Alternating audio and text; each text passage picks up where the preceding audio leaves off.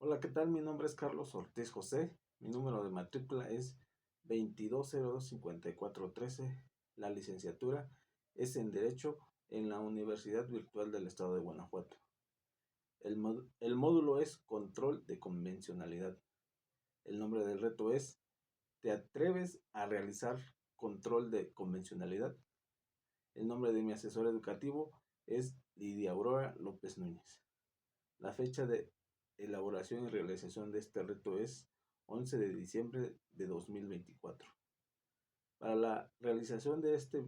reto se me pide leer un caso y responder a lo que se solicita. Ahora bien, procedo a la lectura de dicho caso. El 10 de junio de 1992 se registró el nacimiento de Rosaura Gómez López, quien hace 6 meses acudió ante el registro civil para solicitar la modificación de su acta de nacimiento a fin de que de esta fuera acorde con su identidad sexogenérica y se indicara que se trata de un hombre y que su nombre es Nicolás Gómez López.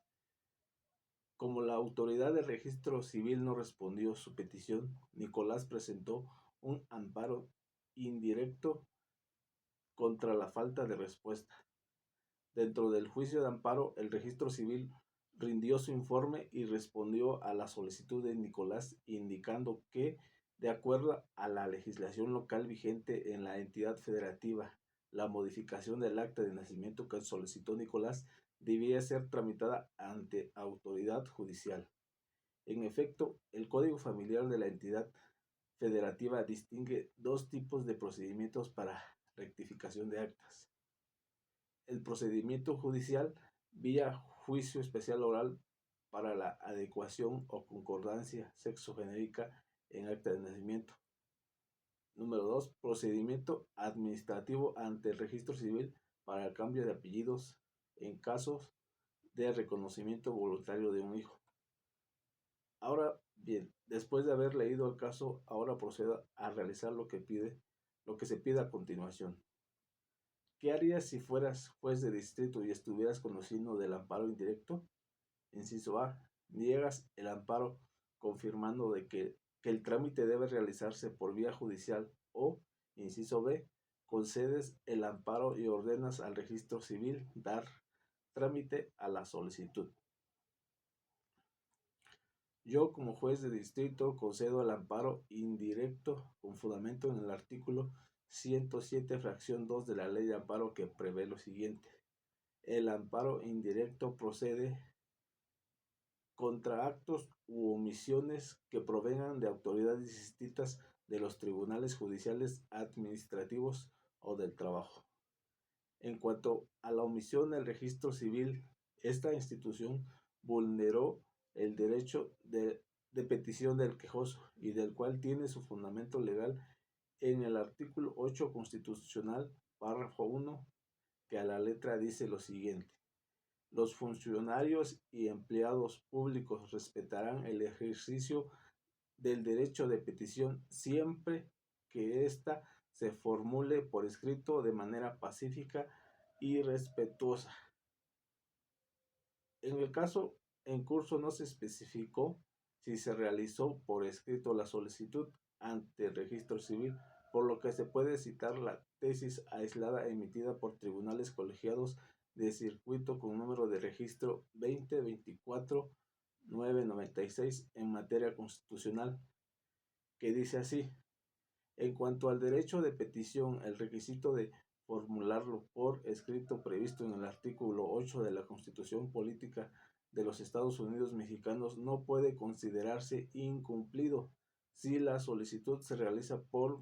cualquier otro medio, ya sea digital, telefónico o verbal, siempre y cuando exista constancia material de su recepción por parte de la autoridad. Ahora bien, con el supuesto de que la autoridad responsable respondiera en su informe a la solicitud de Nicolás, indicando que, de acuerdo a la legislación local vigente en la entidad federativa, la modificación del acta de nacimiento que solicitó Nicolás debía ser tramitada ante autoridad judicial, se dice en que sí existe la constancia material de la red de la recepción de la solicitud y por tanto se debió tener una respuesta a la solicitud, pero no lo hizo, pero no la hizo saber sino hasta que este juzgado de distrito le solicitó la rendición de su informe, por lo que la autoridad responsable incumplió con lo señalado en el segundo párrafo del artículo 8 constitucional, el cual prevé lo siguiente: a toda petición deberá recaer un acuerdo escrito de la autoridad a quien se haya dirigido, la cual tiene obligación de hacerlo conocer en breve término al peticionario. Por lo cual el registro civil no realizó lo señalado en el artículo 107, fracción 2 de la Ley de Amparo, razón por la que la autoridad en turno le concede el amparo indirecto. Después de haber dicho lo anterior, se le ordena al registro civil realice la modificación del acta de nacimiento, con fundamento en el artículo 1 constitucional, al artículo 3 de la Convención Americana de Derechos Humanos y al artículo 16 del Pacto Internacional de Derechos Civiles y Políticos, en las que se señala lo que a continuación se describe: que toda persona tiene derecho al reconocimiento de su personalidad jurídica, la cual es la identidad por la que se reconoce a una persona con capacidad suficiente para contraer obligaciones y realizar actividades que generan plena responsabilidad jurídica frente a sí mismos y frente a terceros. En relación a la identidad jurídica, el artículo 4 constitucional, párrafo 9 señala que toda persona tiene derecho a la identidad y a ser registrado de manera inmediata a su nacimiento. El Estado garantizará el cumplimiento de estos derechos. La Convención Americana sobre Derechos Humanos reconoce el derecho al nombre en su artículo 18, el cual prevé lo siguiente: toda persona tiene derecho a un nombre propio y a los apellidos de sus padres o al uno de ellos. La ley reglamentará la forma de asegurar este derecho para todos mediante nombres supuestos si fuere necesario. La primera sala de la Suprema Corte de Justicia de la Nación, derivado del amparo en revisión 7529/2019, emitió la tesis aislada con registro digital 2022/192 en materia constitucional bajo el rubro derecho humano al nombre, la facultad de modificarlo a fin de adecuarlo a la realidad social de la persona. Esta señala que en los casos que una persona ejerza